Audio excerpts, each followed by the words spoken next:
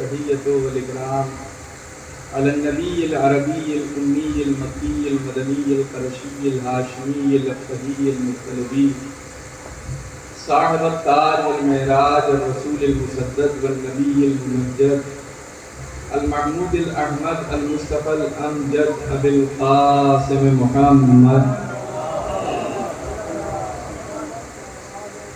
وعلى آل بيته الطيبين الطاهرين المعصومين المظلومين المنتجبين المنتخبين ولعنة الله على أعدائهم وغاصبي حقوقهم ومنكري فضائلهم ومصائبهم وسخاوتهم وشجاعتهم وولايتهم وطهارتهم وعظمتهم وعطشهم أجمعين من الآن إلى قيام يوم الدين. أما بعد فقد قال الله تعالى في القرآن الكريم بسم الله الرحمن الرحيم والعصر إن الإنسان لفي خسر إلا الذين آمنوا وعملوا الصالحات وتواصوا بالحق وتواصوا بالصبر. صلوات محمد وعلى محمد. صاحب اگر تھکن کا احساس ہم لوگوں کو ہو تو یہ بات سمجھ میں آتی ہے. اہل بیت سے جزا آپ بہتر سے بہتر چاہتے ہیں لیکن اہل بیت پہ صلوات بہت مختصر سی بھیجنا چاہتے ہیں.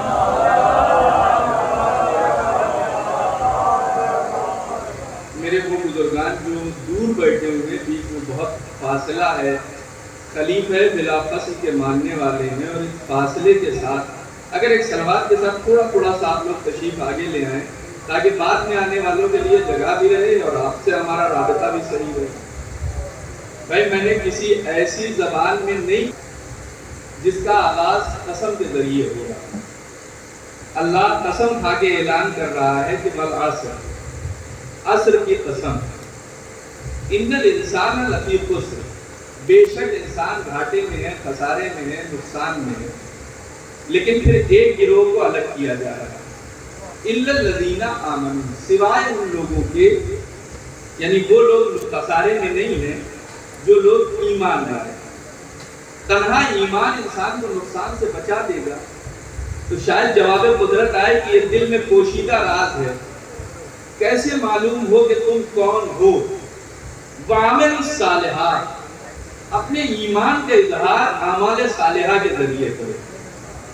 ایمان لے آئے، اعمال صالحہ انجام دے لیے، اب ہم نقصان سے بچ جائیں گے. تو شاید جواب قدرت آئے یہ تم نے اپنی ذات کے لیے کیا ہے. جس سماج اور جس معاشرے میں زندگی گزار رہے ہو اس کے بھی تو حقوق ہیں، اس کے لیے کیا کیا؟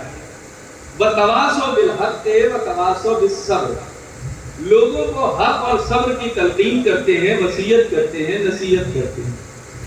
اگر آپ غور کریں تو اس سورہ مبارکہ میں انسان کو خسارے سے بچنے کے لیے 4 چیزیں بتائی گئی ہیں: ایمان، عمل صالح، حق کی تلقین اور صبر کی تلقین.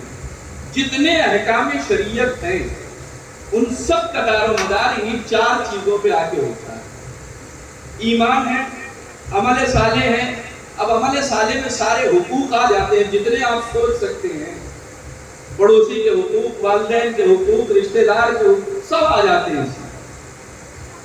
حق اور صبر کی تلقین.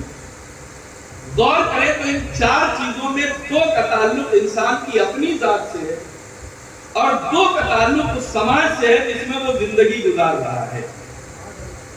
4 میں 2 کا تعلق اپنی ذات سے اور 2 کا تعلق معاشرے سے ہے. یعنی نظر مشیت میں جتنی اہمیت فرد کی ہے اتنی اہمیت معاشرے کی ہے. وہ توجہ چاہ رہا ہوں، شاید اس زاویے سے کبھی نہ سوچا. یہ یوں کہا جائے کہ اگر فرد فاسد ہو تو جتنی اس کی حیات ہے 50 سال، 60 سال، 70 سال، ادھر وہ دنیا سے گیا، ادھر وہ فساد کی چلا گیا. لیکن اگر معاشرہ فاسد ہو جائے تو صدیاں کم پڑ جاتی ہے، فساد چلتا رہتا ہے. وہ توجہ چاہ رہا ہوں. اسی لیے قدرت یہ چاہتی ہے کہ فرد بھی صالح ہو اور معاشرہ بھی صالح ہو. قدرت دونوں کو بہتر دیکھنا چاہتی ہے، ایک کو بہتر نہیں دیکھنا چاہتی ہے. اور جہاں تک ذاتی مشاہدہ ہے کہ اگر سماج میں کوئی نیکی رائج ہو جائے، تو وہ نیکی بھی جلدی ختم نہیں ہوتی ہے۔ اور اگر سماج میں برائی رائج ہو جائے تو برائی بھی آسانی سے ختم نہیں ہوتی ہے۔ اگر نیکی رائج کر رہے ہیں تو قدرت آپ کو ثواب جاریہ دے گی، تو اگر معاشرے میں برائی رائج کر رہے ہیں تو جب تک برائی رہے گی عذاب جاریہ بھی آپ کو ملتا رہے گا۔ توجہ چاہ رہا ہوں، یعنی اگر نیکی پر ثواب ہے تو پھر برائی کے رواج پر عذاب بھی آپ کو ملے گا۔ کوئی بھی رسم سماج میں ایجاد کرنے سے پہلے دیکھ لیجئے کہ رسم کہیں خلاف شریعت تو نہیں ہے کہ جب تک رسم چلے نامہ اعمال میں عذاب لکھا جاتا ہے۔ دونوں چیزیں ہونا چاہیے۔ اچھا صاحب، معاشرہ عقل لگتا ہے، یہ آپ کی بات ہے۔ جہاں تک میرا ناقص مطالعہ ہے، کلام مجید میں تقریباً 56 یا 57 آیتیں ایسی ہیں کہ جن کا تعلق معاشرے سے، اپنی طرف سے نہیں کہہ رہا ہوں، قرآن کی آیتیں اعلان ہو رہا ہے بسم اللہ الرحمن الرحیم، تعاونوا علی البر والتقوی ولا تعاونوا علی الاثم والعدوان۔ دیکھو، ایک دوسرے کے لیے نیکیوں میں اور اچھائیوں میں مدد کرنا، ولا تعاونوا علی الاثم والعدوان، لیکن دیکھو گناہوں میں اور نفرتوں میں ہرگز ایک دوسرے کی مدد نہ کرنا۔ گویا قدرت یہ چاہتی ہے کہ سماج میں نیکیاں رائج ہو، برائیوں کا خاتمہ ہو۔ ایک آیت یہ ہے۔ دوسری آیت تھوڑا سا ذہن پہ طرف لے چلنا چاہتا ہوں۔ دوسری آیت اعلان ہوتا ہے یا ایھا الذین آمنوا قوا انفسکم واہلیکم نارا، اے وہ لوگ جو ایمان لائے، اپنے آپ کو اور اپنے اہل کو جہنم کی آگ سے بچاؤ۔ سوال یہ اٹھتا ہے یہ اہل کون ہے؟ فرض کیجئے میں ہوں، اپنے گھر تک محدود ہوں، تو یہ جتنے ہمارے افراد خانہ ہیں یہ ہمارے اہل ہو گئے۔ ایک صلوات بھیجو پر محمد جتنے ہمارے افراد خانہ ہیں یہ ہمارے اہل کہلائے جائیں گے، انہیں جہنم سے بچانا ہماری ذمہ داری ہوگی۔ لیکن اگر ہمارا فرض اس سے آگے بڑھ جائے، آپ ہر فیلڈ میں سوچئے گا، میں ایک طرف صرف مثال دینا چاہتا ہوں، اگر ہماری ذمہ داریاں بڑھ جائیں اور فرض کیجئے کہ ہم محلے کی مسجد کے امام جماعت بنا دیے گئے، تو جتنے افراد ہمارے پیچھے نماز پڑھیں گے یہ ہمارے اہل میں شمار ہوں گے۔ ان سب کو جہنم کی آگ سے بچانا ہماری ذمہ داری ہو جائے گی۔ اگر درجہ اس سے اور آگے بڑھ جائے، ہم مسجد کے امام جماعت کی جگہ بستی کے امام جمعہ بن جائیں، تو 5.5 کلومیٹر کے دائرے کے افراد یہ سارے کے سارے ہمارے اہل ہو جائیں گے۔ انہیں جہنم کی آگ سے بچانا ہماری ذمہ داری ہو جائے گی۔ اگر علمی لیاقت اور بڑھ جائے اور اپنے ملک میں ہم مرجع وقت کے نمائندے بن جائیں تو پورے ملک کو جہنم کی آگ سے بچانا ہماری ذمہ داری ہو جائے گی۔ اور اگر انسان، خاکی انسان، اپنے علم کے اقتدار کو پہنچ جائے اور مرجع وقت ہو جائے تو پھر پوری دنیا کو جہنم کی آگ سے بچانا اس کی ذمہ داری ہو جائے گی۔ دنیا چاہے اسے اچھا کہے، چاہے اسے برا کہے، چاہے اس کی تعریف کرے، چاہے اس کی برائیاں کرے، اس کی شرعی ذمہ داری یہ ہے کہ اب یہ مرجع وقت ہے تو پوری دنیا کو گناہوں سے بچائے، اچھائیوں کی دعوت دے۔ سوچئے، ایک خاکی انسان کی ذمہ داری اگر بظاہر مرجعیت تک پہنچ جائے تو پوری دنیا کو گناہوں سے بچانا، جہنم سے بچانا اس کی ذمہ داری ہو جاتی ہے۔ تو پھر اگر کوئی امام وقت ہو تو پھر اس کی ذمہ داریاں کس معیار میں ہوگی؟ اب سمجھیے کہ حسین ابن علی انکار بیعت کر کے کربلا کیوں آئے تھے؟ اگر حسین انکار نہ کرتے تو پوری بشریت یزیدیت کے ظالم پنجوں میں ڈوب گئی ہوتی۔ اب حسین کا گھر کا بچانا ضروری نہیں تھا، دین کا بچانا ضروری تھا۔ صلوات بھیجے پر محمد وآل محمد۔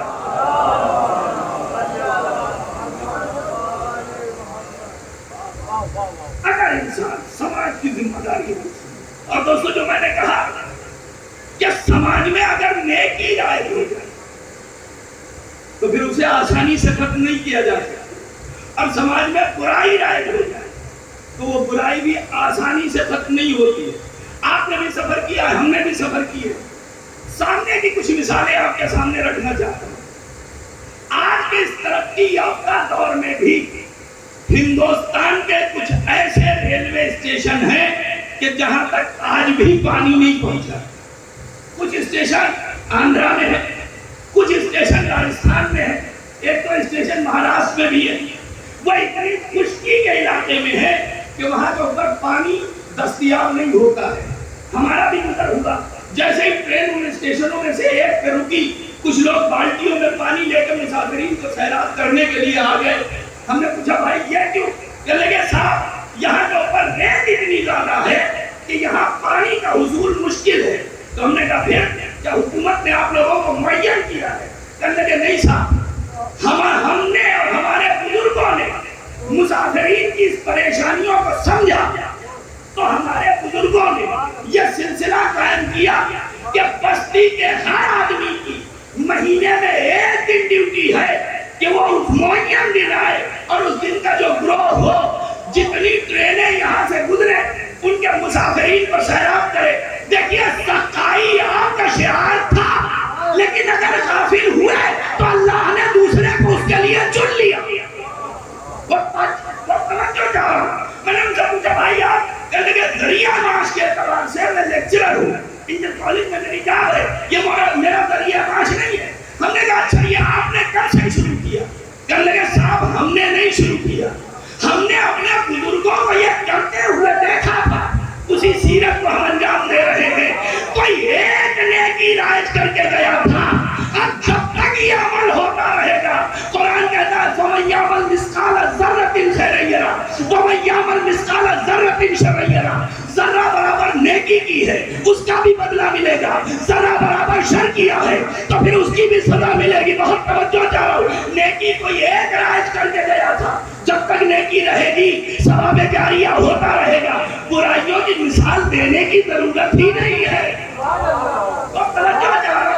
معصومین نے کہا تھا کہ اپنے سماج میں حلال کو اتنا آسان بنا دو کہ لوگوں کو حرام مشکل لگے. سماج نے پلٹ دیا, حلال کو اتنا مشکل بنا دیا کہ لوگوں کو حرام آسان لگنے لگا. اور توجہ چاہو, تو یہ ہے سماج, یہ ہے معاشرہ. اگر معاشرہ بہتر ہو تو پھر نسلیں بہتر ہوتی ہیں, بچے بہتر ہوتے ہیں, تعلیم یافتہ سماج ہوتا ہے. اگر میری گفتگو یہاں تک واضح ہے تو میں آپ کو تاریخ میں 1400 سال پیچھے لے جانا چاہتا ہوں. سوچئے اس دور میں اہل بیت کے لیے شام کے ماحول کو اتنا زہرآلود بنا دیا گیا تھا کہ جب مولا کائنات کی خبر شہادت شام پہنچی ہے تو لوگ حیرت سے پوچھ رہے تھے کیا علی مسجد میں جاتے تھے, کیا علی نماز بھی پڑھتے تھے. سوچئے اہل بیت کے لیے شام کے ماحول کو کتنا زہرآلود بنا دیا گیا تھا. اب اس ماحول کی اصلاح کرنا کتنا مشکل کام رہا ہوگا. اس ماحول کی اصلاح کے لیے مبلغین کا انتخاب کرنے والا کتنا صاحب بصیرت رہا ہوگا, اور جو مبلغین چنے گئے ہوں گے وہ کتنے بابصیرت رہے ہوں گے. سلام ہو حسین کی نظر انتخاب پر کہ سب کو تو کربلا کے لیے چنا, مگر دو شخصیتیں امام سجاد اور جناب زینب, ان دونوں کو کوفہ و شام کے لیے چنا. عجب نہیں زینب نے آواز دی ہو اے بھیا اگر ذمہ داری دی ہے تو پھر اب دربار یزید میں آگے دیکھ لیجئے گا, محل یزید کا ہوگا, افراد یزید کے ہوں گے, دولت یزید کی ہوگی, کرسی نشین یزید کے ہوں گے. حق یہ ہے کہ معدل یزید کا ہوگا, فتح کا اعلان ہمارا ہوگا. سلام جبر محمد وآل محمد.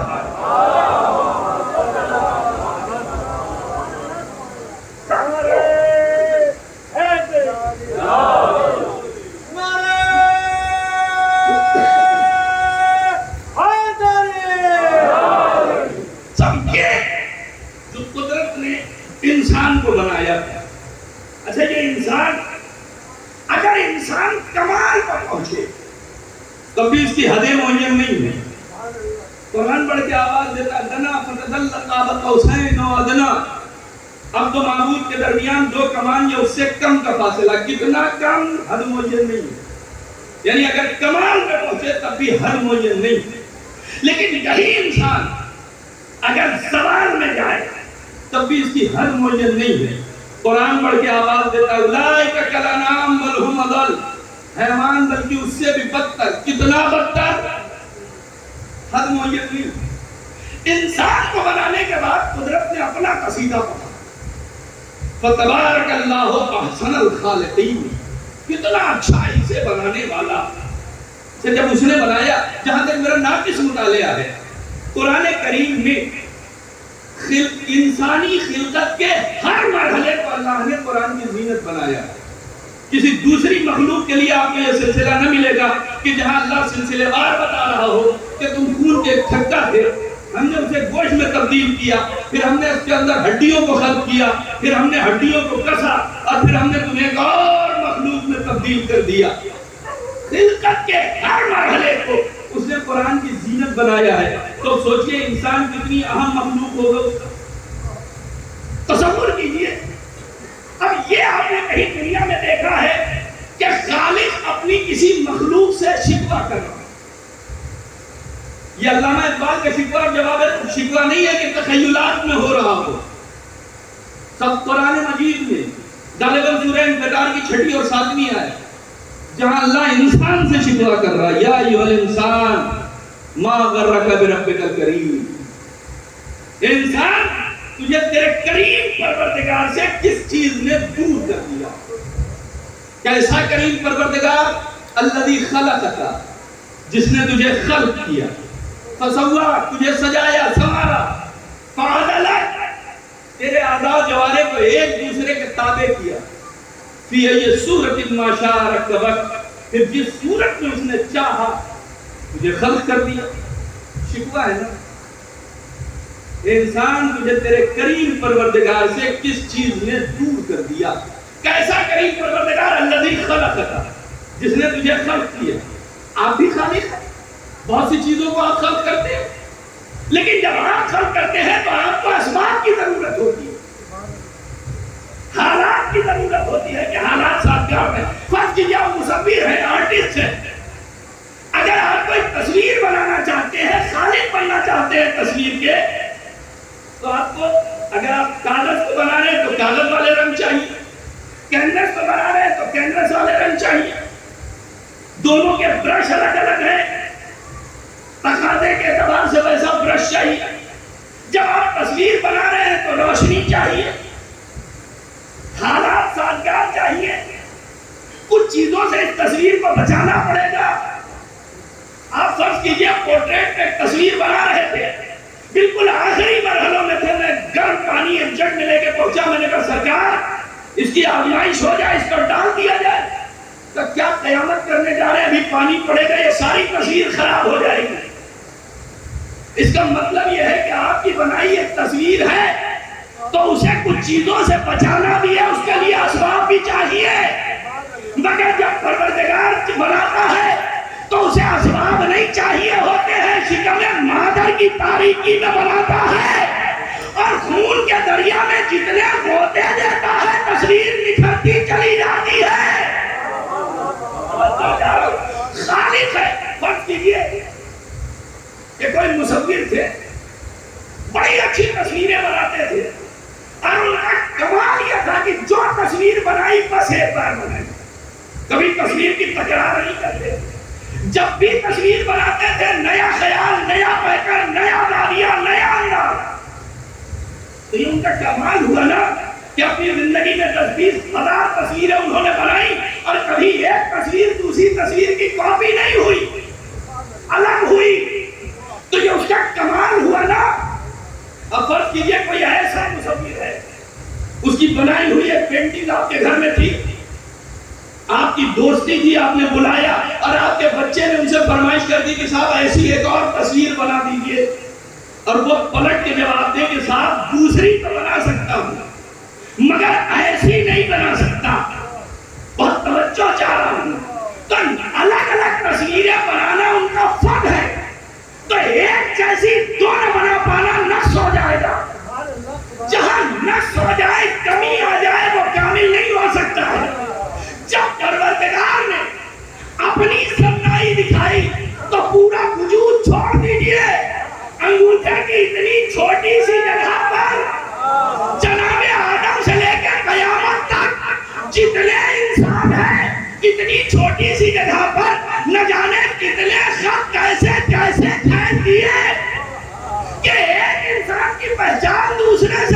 ہی نہیں.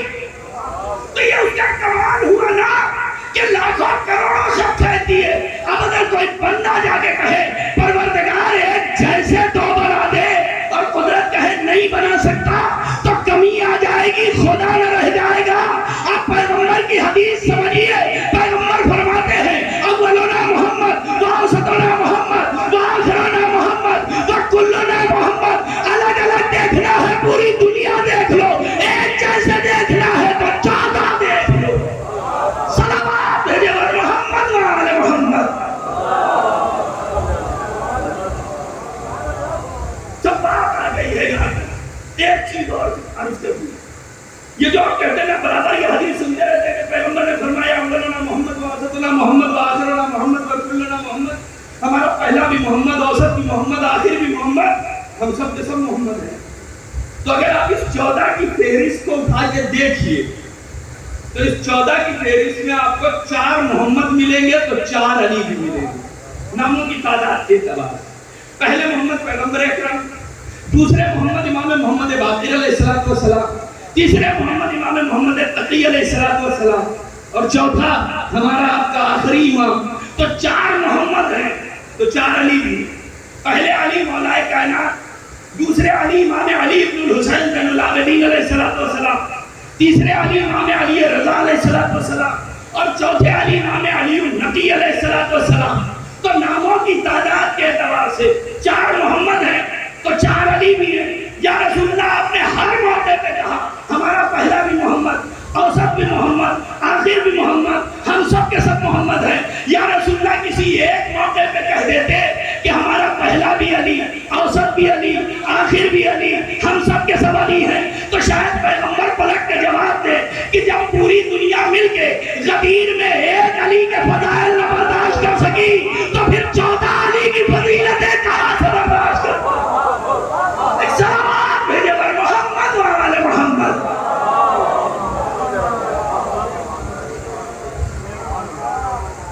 ایسا ہے الذی خلق کا, جس نے خلق کی, فسوا, سجایا سوارا. تو کیسا سجایا سوارا کہ جو چیز اس نے جہاں بنا دی اسے ہٹ کے آپ تصور ہی نہیں کر سکتے. اس نے آنکھ جہاں بنا دی وہی جگہ آنکھیں, اس نے پیشانی جہاں بنا دی وہی جگہ آنکھیں, اس نے دہن جہاں بنا دیا وہی جگہ آنکھیں. اس سے ہٹا کے سوچ نہیں سکتے. آپ تصور کیجئے کہ اگر کسی کی آنکھیں پیشانی کی جگہ چلی جائے اور پیشانی آنکھوں کی جگہ چلی جائے تو پھر کیا ہوگا. اگر دہن کی جگہ ناک آ جائے اور ناک کی جگہ دہن چلا جائے تو پھر سوچئے کھانا نہیں کھا پائیے گا.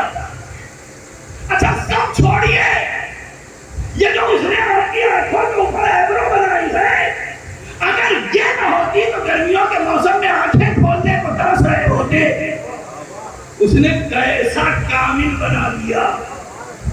خلق کا فسوا فعدل, تمام اعضاء جوارے کو ایک دوسرے کے تابع بنایا. مطلب ہر عضو دوسرے عضو سے جڑا ہوا ہے. تکلیف ایک بہت ہی ہے, محسوس پورا بدن کرتا ہے. بہت توجہ چاہ رہا ہوں, تکلیف ایک بہت ہی ہے, محسوس پورا بدن کرتا ہے. آپ کے پیر میں ٹھوکر لگ جائے, ٹھوکر پیر میں لگی ہے مگر احساس تکلیف پورے وجود کو ہو رہا ہے.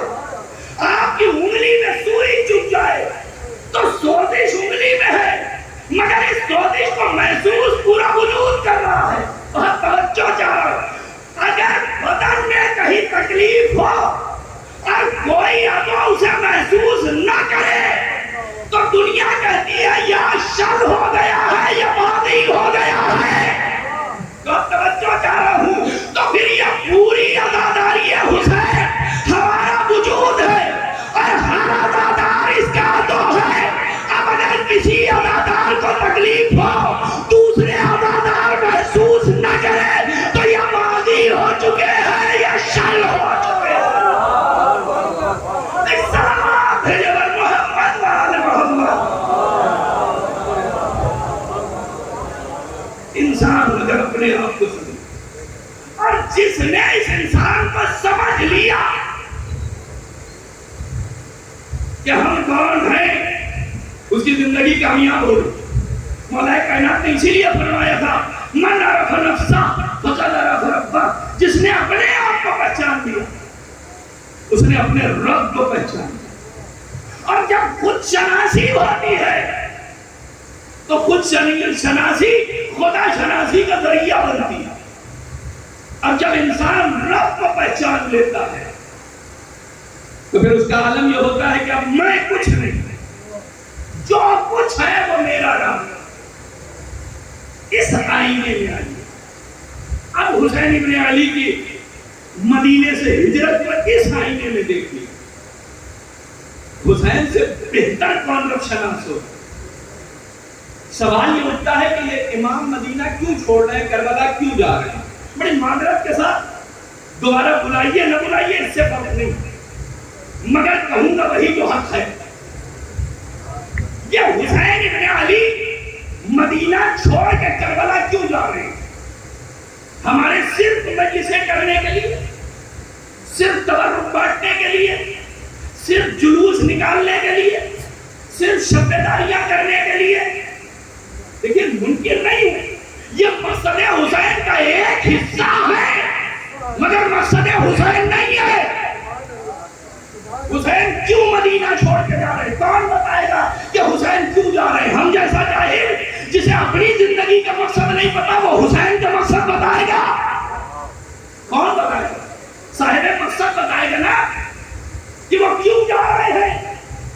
امام جب مدینے سے نکلنے لگے، امام نے کربلا کے لیے انتخاب بھی کیے ہیں اور مقصد بھی بتایا۔ جب امام مدینہ چھوڑ رہے ہیں تو امام نے اپنے مقصد کا اعلان کیا، انی لا مخرج شر ولا بدلا ولا ظلم ولا مفسدہ بل انما خرجت لطلب الاصلاح فی امت جدی اريد ان امر بالمعروف وانهى عن المنکر۔ دیکھو میں تخت و تاج جنگ و جدال کے لیے نہیں جا رہا بلکہ میں اپنے نانا کی امت کی اصلاح کے لیے جا رہا ہوں۔ میرا ارادہ یہ ہے کہ میں لوگوں کو اچھائیوں کی دعوت دوں اور برائیوں سے روکوں۔ تو حسین ابن علی کیوں کربلا جا رہے ہیں، مدینہ کیوں چھوڑ رہے ہیں؟ مولا خود اپنا مقصد بیان کر رہے ہیں کہ میں لوگوں کو اچھائیوں کی دعوت دے رہا ہوں، برائیوں سے روکنا چاہتا ہوں۔ تو مقصد حسین ابن علی یہ ہے کہ اچھائیوں کی دعوت دی جائے، برائیوں سے روکا جائے، بھلا برائیوں سے روکنا سماج کو کتنا ہی خراب کیوں نہ لگ رہا ہو، مگر مقصد حسین یہ ہے کہ برائیوں سے روکا جائے۔ اب اگر منبر پر آنے والا لباس کوئی بھی ہو، انداز کوئی بھی ہو، قیافت کوئی بھی ہو، مقصد حسین کے لیے بول رہا ہے تو حسینی ہے، لیکن اگر مقصد کے لیے نہیں بول رہا ہے تو حسینی نہیں ہو سکتا۔ صلوات بھیجے بر محمد وآل محمد۔ امام فرمایا میں مدینہ چھوڑ دوں، سفر کی یادگار مناتے ہیں نا، مولا نے مدینہ چھوڑا تھا 28 رجب۔ یہ روایتوں کے اختلافات، کئی روایتیں اس بحث میں نہیں جانا چاہتا، لیکن سفر امام نے کیا نا، روایتیں آپ کے سامنے برابر سنتے رہتے ہیں۔ امام کو دارالامانہ طلب کیا گیا، امام دارالامانہ جانے کے لیے تیار ہوئے، بہن کی نظر پڑی، اے بھیا کہاں کا ارادہ؟ اے بہن دارالامانہ میں طلب کیا گیا۔ جناب زینب آواز دیتی ہے بھیا تنہا نہ جانے دوں۔ اے بھیا اس بہن نے بڑے دانت دیکھے، اے بھیا ہم نے ماں کی ٹوٹی ہوئی پسلیاں دیکھی، اے بھیا ہم نے بابا کے سر پر ضربت دیکھی، اے بھیا ہم نے بھیا حسن کے جنازے پر تیر دیکھے، یہ بہن تمہیں تنہا نہ جانے دوں۔ بہن پھر کہ یہ بنی ہاشم کے جوان آپ کے ساتھ جائیں۔ امام بیت الشرف سے برآمد ہوئے، کیا شان رہی ہوگی جب حسین ابن علی بنی ہاشم کے چھربٹ میں گھر سے نکل کے دارالامانہ کی طرف جا رہے ہیں، لیکن جہاں ہر چیز کربلا سے ملتی ہے وہی اطاعت بھی ہمیں اسی گھرانے سے ملتی ہے۔ تاریخ لکھتی ہے کہ جب امام دارالامانہ کے دروازے پر پہنچے تو بنی ہاشم کے جوانوں سے مخاطب ہو کے کہتے ہیں میرے شیرو یہی ٹھہر گیا۔ غازی ابو الفضل عباس آگے بڑھتے ہیں، اگر دنیا کو اطاعت سیکھنا ہے تو پھر در عباس پر آنا پڑے گا. اے بھیا یہیں ٹھہر جاؤ, آقا شہزادی نے آپ کی حفاظت کے لیے بھیجا تھا. پلٹ کے جواب دیتے ہیں, بھیا اگر میری آواز بلند ہو تو بے دلیل دربار میں داخل ہو جائے. یہ اطاعت امام ہے کہ اب عباس کے قدم جہاں پہ ہے وہیں پر ٹھہر گئے. امام دارالامارہ میں داخل ہوئے. تاریخیں آپ کے سامنے. جس وقت امام دارالامارہ میں داخل ہوئے تو امام کے سامنے دو لوگ, ایک ولید دوسرا مروان, دونوں بیٹھے ہوئے. جیسے امام دارالامارہ میں داخل ہوئے دونوں نے امام کو سلام کیا. یہ ولید اور مروان کون؟ یہ وہی ولید ہے جس نے تیسری خلافت کے دور میں نشے کے عالم میں نماز صبح 2 کی جگہ 4 رکعت پڑھائی تھی.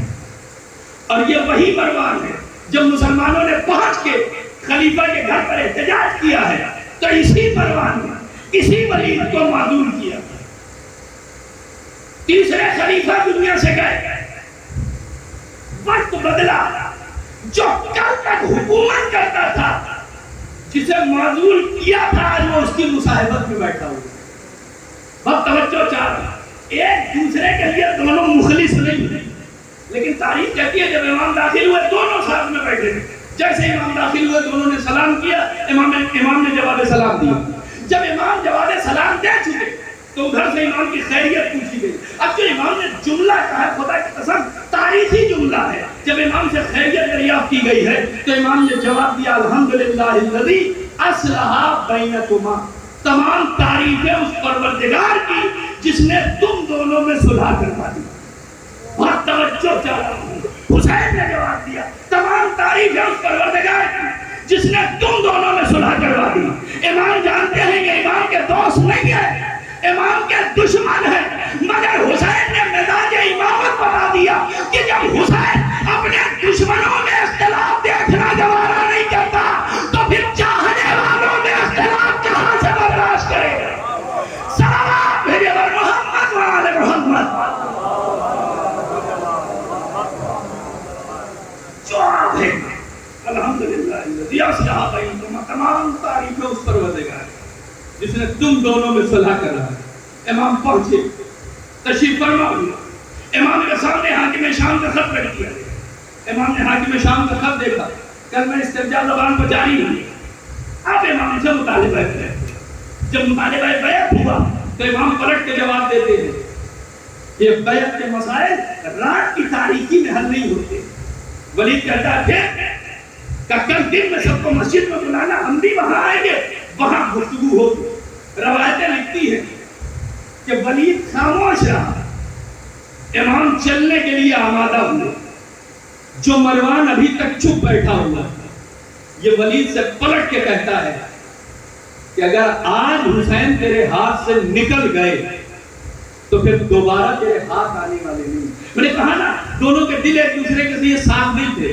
دیکھیے اس ایک جملے سے مروان نے دوہرا فائدہ اٹھایا کہ اگر ولید نہیں روکتا ہے حسین چلے جاتے ہیں تو کل حاکم شام کے سامنے کہوں گا کہ میں نے تو کہا تھا نہ جانے, تو انہوں نے جانے دیا. اور اگر ولید روکتا ہے تو ابھی بنی ہاشم آئیں گے, اس کا قصہ خط گورنری ہمارے پاس آ جائے گی. ایک جملے سے دوہرا فائدہ ہے. سرکار سماج میں بھی کچھ لوگ دودھاری تلوار ہوتے ہیں. اور توجہ چاہ رہا ہوں, کچھ لوگ دودھاری تلوار ہوتے ہیں. دیکھیے سماج میں نہ سب کے سب اچھے ہوتے ہیں نہ سب کے سب برے ہوتے ہیں. اگر آپ اچھوں کی تعداد دیکھیے تو 8-10% سے زیادہ نہیں ہوتی, اور اگر بروں کی تعداد دیکھیے تو یہ بھی 10-15% سے زیادہ نہیں ہوتی. اگر آپ اچھے اور بروں کی تعداد کو جوڑ لیجئے تو 25%. اس کے بعد بچتے ہیں سماج میں 75%. یہ کون ہوتے ہیں؟ ساری خود ساختہ مومن. سب بڑے مومن ہیں, بڑے پرہیزگار. مطلب کہ اگر صاحب کسی کے اچھے برے میں بولتے ہی نہیں. کیا مطلب؟ کہا اگر کوئی غیبت کر بھی رہا ہو تو یہ چہرہ گھما کے چلے جاتے ہیں. صاحب قرآن ایسے لوگوں کو مومن نہیں کہتا, منافق کہتا ہے. تو کیسا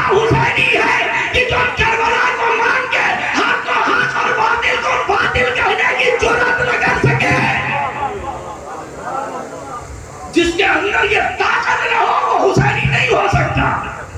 اور توجہ چاہ رہا ہوں وہ حسینی نہیں ہو سکتا. نتیجہ اس کا کیا ہوتا ہے؟ نتیجہ یہ ہوتا ہے کہ وہ 15% ظالم ان 75% خود ساختہ مومنوں پر غالب آ جاتے ہیں اور اپنی تعداد 90% کر لیتے ہیں. اور اس کا نتیجہ یہ ہوتا ہے کہ حسین کے ساتھ 72 ہوتے ہیں, یزید کے ساتھ 1.25 لاکھ کا لشکر ہوتا ہے. اپنے آپ کو حسینی بنائیے. دیکھیے ہمارے یہاں 2 لفظ ہیں, ایک لفظ ہے عزادار, ایک لفظ ہے تعزیہ. ہمارے بزرگوں نے جو لفظ ایجاد کیے تھے وہ بہت سوچ سمجھ کے ایجاد کیے تھے. جس کے گھر میں کسی کا کچھ ہوتا ہے, جو صاحب عزا ہوتا ہے وہ عزادار ہوتا ہے, تعزیہ دار نہیں ہوتا. اور جو عزادار کے دوست ہوتے ہیں وہ تعزیہ دار ہوتے ہیں, عزادار نہیں ہوتے. آپ حسین کے عزادار ہیں, تعزیہ دار نہیں ہے. عزادار ہیں تو پھر اپنے اندر عزادار والی خاصیتیں پیدا کیجئے کہ جہاں سے گزریے تو لوگ دیکھ کے کہیں کہ اولاد زہرا اپنے بزرگوں کا غم مناتا. حسین ابن علی گفتگو کہیں سے کہیں چلی. حسین ابن علی جب چلنے کے لیے تھے, اگر آج حسین نکل گئے تو پھر تیرے ہاتھ نہ آئے. تاریخ کہتی ہے بھئی یہ جملہ تھا جب پسر زہرا پلٹا. اور اب امام نے تاریخی جملہ کہا, جبنا زرقا یہ چشمے نیلگوں کی اولاد تیری اتنی ہمت. اور پھر امام نے تعارف کرایا, اپنا بھی تعارف کرایا ہے, یزید کا تعارف بھی کرایا. امام اپنا تعارف کرا رہے ہیں. امام فرماتے ہیں ایھا الامیر, ایک تخت پہ بیٹھے ہوئے, سن انا اہل بیت النبوہ, ہم نبوت کے اہل بیت ہیں, وہ معدن الرسالہ, ہم رسالت کی کام ہے. صاحب کان ہوتی ہے نا, ہیرے کی کان, سونے کی کان, چاندی کی کان. کان سے سونا نکلتا ہے, سونے سے کان نہیں نکلتی. حسین نے کہا ہم نبوت کی کام ہے. حسین بتا رہے نبوت ہمارے گھر سے نکلتی ہے, کسی اور گھر سے نہیں نکلتی.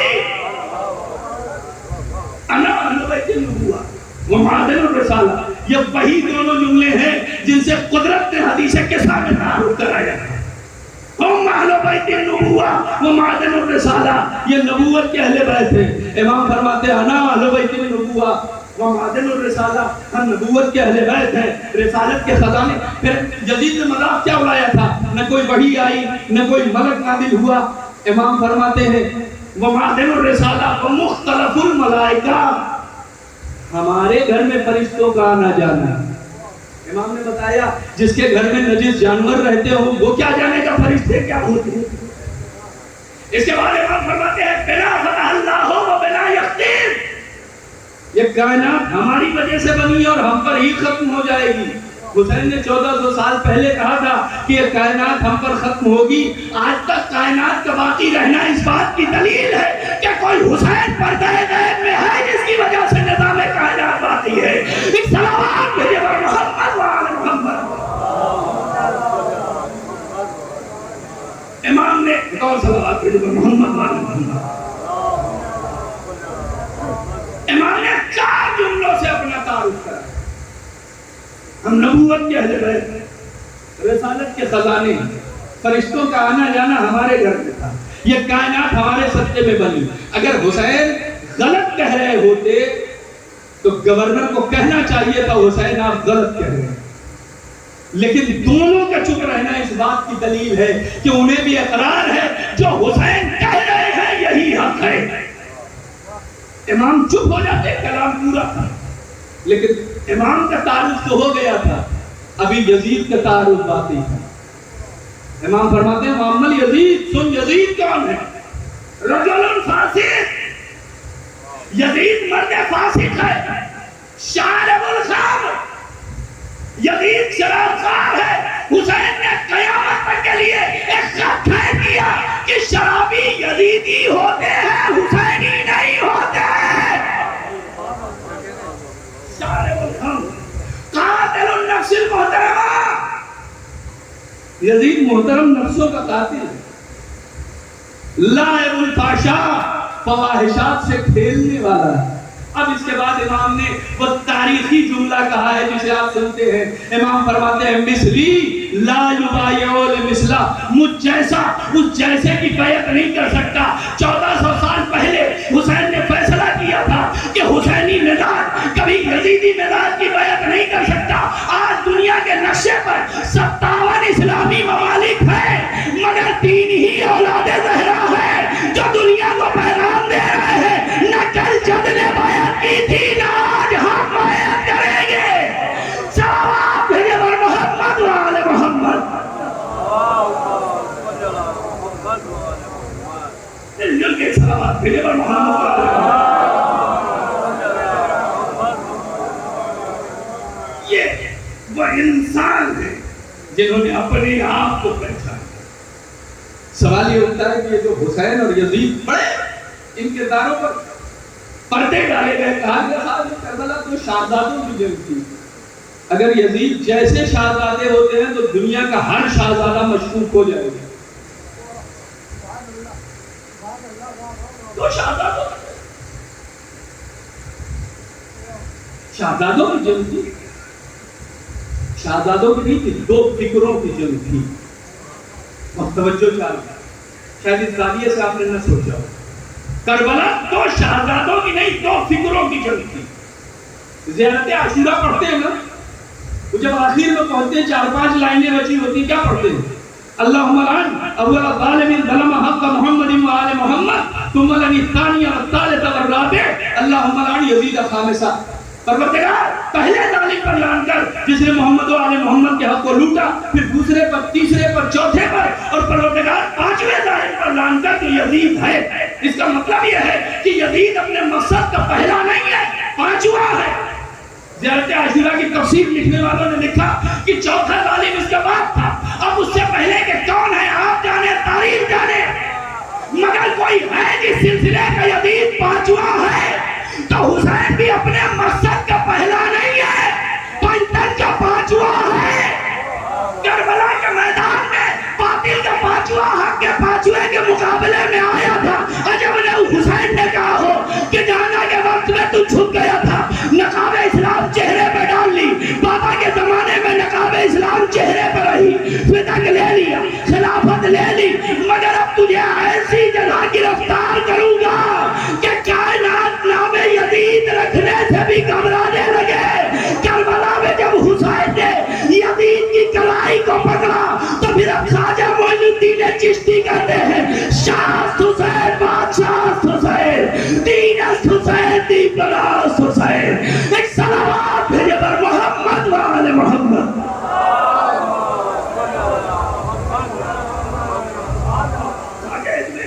شاہ بھی حسین بادشاہ، دین بھی دین کی پناہ دی۔ سردار ندار 10 دستے یزید، سر تو دے دیا لیکن یزید کے ہاتھ میں ہاتھ نہ دیا۔ حقا کے بنا لا الہ حسین، حق یہ ہے کہ لا الہ الا اللہ کی بنیاد حسین ابن علی۔ اگر زبان کے اعتبار سے غور کیجیے، خواجہ میری کہہ رہے ہیں شاہ بھی ہے حسین، بادشاہ بھی ہے حسین، نام حسین آیا ہے، کسی اور کا نام نہیں آیا۔ دین است حسین دی پناہ است حسین، حسین کا نام آیا ہے، کسی اور کا نہیں آیا۔ سردار ندار 10 دستے یزید، یہاں یزید کا نام آیا ہے، امام حسین کا نام نہیں آیا۔ حتیٰ کہ بنا لا الہ حسین، یہاں امام حسین کا نام آیا ہے، یزید کا نہیں آیا۔ خواجہ اجمیری اعلان کر رہے ہیں کہ جب کلام کے ایک مصرے میں یزید و حسین جمع نہیں ہو سکتے تو پھر محمد کے دین میں یزید و حسین کیسے جمع ہو سکتے؟ صلوات بھیجے بر محمد و آل محمد۔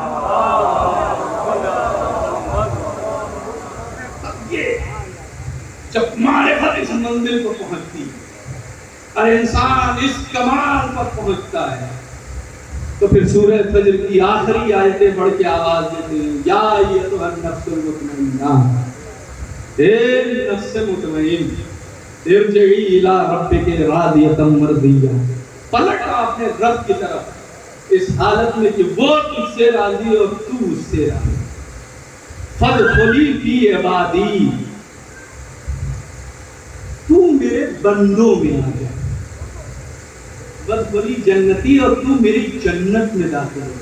सोचिए, जब इंसानियत कमाल पर पहुंचती है तो परवरदिगार कहता है मैं राजी हो गया, तू मुझसे राजी हो गया। पूरी दुनिया मिलकर इबादत क्यों करती है? जन्नत मिल जाए, अल्लाह राजी हो जाए। बड़े बड़े सहाबा किराम की हयात तैयबा उठा के देख लीजिए, कभी फरिश्ते ने ख्वाब में भी आगे कहा हो कि अल्लाह कह रहा है मैं राजी हो गया, जन्नत दे दी। ये वाहिद हुसैन इब्ने अली है कि जिनसे कुरान में अल्लाह कह रहा है ए हुसैन मैं तुझसे राजी हो गया, तू मुझसे राजी हो जा, तू मेरी जन्नत में आ जा। ये कहते हैं। और सिर्फ यही नहीं, हुसैन ने तसव्वुर कीजिए 71 लाशें उठाने के बाद जब सजदे आखिर में गए तो इमाम क्या जुमले कहे? इलाही रज़म बक़ज़ाइक व तस्लीमन लिअमरिक, परवरदिगार मैं तेरी रजा पर राजी हूं, तेरे अम्र पर तस्लीम। और उसके बाद का जो जुमला है, खुदा की कसम ये हुसैन के अलावा कोई कह ही नहीं सकता। इलाही कद वफ़ैतु अहदी औफ़े बिअहदी, ए परवरदिगार मैंने अपना वादा पूरा कर दिया, अब तू अपने वादे को पूरा कर। ये जुमले शेर देते हैं हुसैन के, जिसने 71 लाशें उठाई। कह देना आसान है, हुसैन इब्ने अली की मुसीबत का अंदाजा लगाना है। अभी आप फर्ज कीजिए यहाँ से आप मस्जिद से बाहर निकलिए और रोड के ऊपर कोई बेचैन आपको टहलता हुआ मिले तो तस्लीयत का सबसे छोटा जुमला जो होता है, इंसान उससे जाके पूछता है भाई क्या हो गया? मिर्जा कबीर ने इसी कैफियत को महसूस किया। वो फरमाते इमाम हुसैन कहते हैं अब्बास कत्ल हो गए, अकबर जुदा हुआ, मुझसे किसी ने ये भी ना पूछा कि क्या हुआ। जज़ाकुमुल्लाह खैरल जज़ा, खुदा किसी गम में न रुला है सिवाय गम मजलूम करबला के। हाँ, अभी आप अलम उठाइएगा तो इस एहसास से उठाइएगा कि जिसका अलम है उसके दोनों बाजू हैं। एहसास रहे, ख्याल नहीं। हाँ, तो 2-4 मसाइल के जुमले और आपके ज़हमत तमाम। हुसैन सारी कुर्बानियां दे चुके, रुखसती आखिर के लिए आए हैं, दर खैमा पर खड़े होकर आवाज दे रहे हैं ज़ैनब तुम पर हुसैन का आखिरी सलाम, रुकैया तुम पर हुसैन का आखिरी सलाम, माँ की कनीज फिज़ा तुम पर हुसैन का आखिरी सलाम। रवायतें कहती हैं कि खेमे का पर्दा उठा, एक बीबी चादर में लिपटी हुई दर खेमा पाई। ए भैया, बीबियां आखिरी बार आपको रुखसत करना चाहती हैं, ए भैया हम एक हल्का बनाए लेते हैं, आप उसके दरमियान से गुजर जाइए। हुसैन खेमे में आए, बीबियों ने हल्का बनाया, हुसैन हल्के से गुजरने लगे। अजब नहीं, रबाब का चेहरा देखा हो, 6 महीने का कमसिन बच्चा याद आ गया हो, लैला का चेहरा देखा हो, 18 बरस का कड़िया जवान याद आ गया हो, फरवा के चेहरे पर नजर पड़ी हो, यतीम भतीजा याद आ गया हो। हुसैन एक का चेहरा देखते हुए आगे बढ़ रहे थे कि अचानक बहन पर नजर पड़ी। अनकरीब था कि बहन बेहोश हो जाए। अमामे को उतार के हाथों पर लिया, परवरदिगार इन्हें दौलत सब्र अता फरमा। जज़ाकुमुल्लाह खैरल जज़ा। लेकिन हुसैन एक से रुखसत होके तेरे खेमा पर आए, नजरा यमीनों व शमाला, कभी दाहिनी तरफ देखा कभी बाईं तरफ देखा, कोई नजर ना आया। बहन तेरे खेमा से ये मंजर देख रही थी, आगे बढ़ी। ए भैया, अगर कासिम नहीं तो ज़ैनब है, और मोहम्मद नहीं तो ज़ैनब है, अब्बास नहीं तो ज़ैनब है। आगे बढ़ी, एक हाथ से भाई का बाजू थामा, दूसरे हाथ से लजा में फरस थामी, भाई को सवार किया। हुसैन सवार होकर चलने लगे, मगर राहवार अपनी जगह से आगे नहीं बढ़ रहा है। हुसैन कहते मेरी आखिरी सवारी है, मुझे मंजिल मकसूद तक पहुंचा दे। राहवार ने सुमो की तरफ इशारा किया। अब हुसैन ने क्या देखा, 4 साल कमसिन बच्ची घोड़े के सुमो से लिपटी हुई बहन कर रही है, जो भी मक्तल गया वापस ना आया। ए राहवार मेरे बाबा को न ले जा। हुसैन उतरे, बच्ची को सीने से लगाया। ए सकीना मुझे रुखसत कर दो। मेरा नीस फरमाते हैं, बच्ची कहती है नींद आएगी जब आपकी भूख पाऊंगी बाबा, मैं रात को मक्तल में चली आऊंगी बाबा। फरमाया निकलती नहीं सैदानियां बाहर, सीने पर सुलाएगी तुम्हें रात को मादर। कहने लगी सोएंगे कहाँ फिर अली असगर। शहने कहा बस जिद न करो सबके मैं तुम पर। अरे शब होएगी और दश्त में हम होएंगे बीबी। असगर मेरे साथ आज वही सोएंगे बीबी। कहने लगी बस देख लिया आपका भी प्यार, मैं आपसे बोलूंगी नहीं आशा अबरार। अच्छा ना अगर कीजिएगा जल्द आने का इकरार, मर जाएगी इस शब्द को तड़प कर ये दिल अफगार। कैसी है ये बातें मेरा दिल रोता है बाबा, अरे घर छोड़ के जंगल में कोई सोता है बाबा। असगर कभी पास आपके अब तक नहीं सोए, पहला लिया अम्मा ने अगर चौथ के रोए। अरे शफकत ये मुझे पर थी कि बेचैन न होए, अरे यूं प्यार करो जिसको वो यूं हाथों से खोए।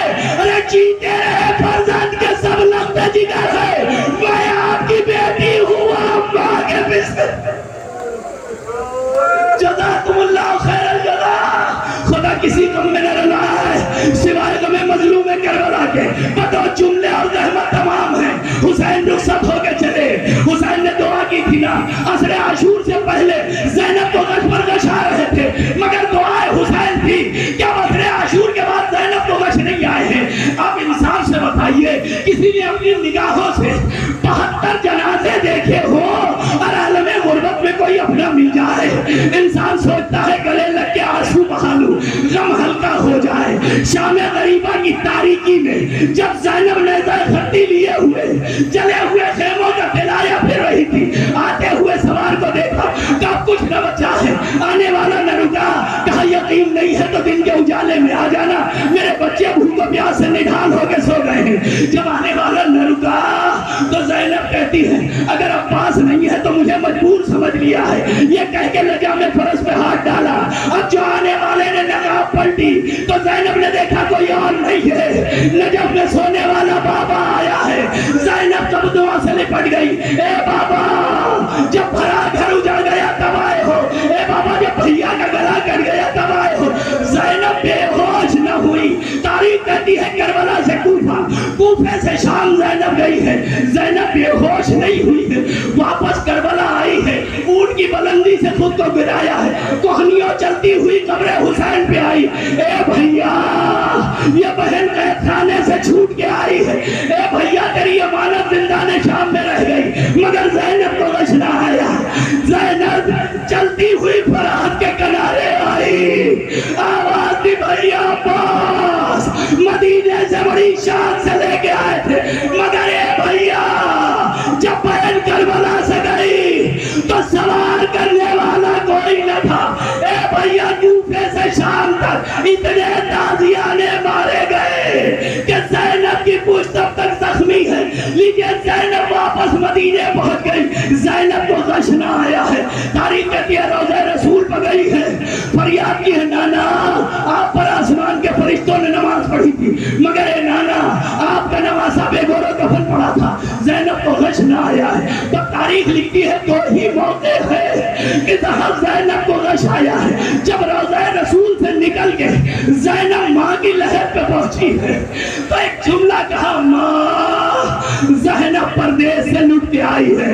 ए अम्मा जब कोई परदेश जाता है ना तो सौगाते सफर लेके आता है। ये कह के हुसैन का खून भरा पैरहान कब्र सैयदा पे रखा, जलजला सा हुआ है ज़ैनब इस पैराहन को हटा ले। ज़ैनब ने जुमला कहा गश खा के गिर गई। ए माँ आपने तो सिर्फ पैराहन देखा है, ज़ैनब की निगाहों ने भाई का कटता हुआ गला देखा था। एक ये मौका जब ज़ैनब बेहोश हुई, दूसरा वो मौका कि जब ज़ैनब महल बड़ी हाशिम में पहुंची तो उम्मुल फज़ल ने अब्बास के बेटे फज़ल को आमादा किया, हाथों में अब्बास का अलग दिया। भाई ज़ैनब की नजर पड़ी, तड़प गई करबला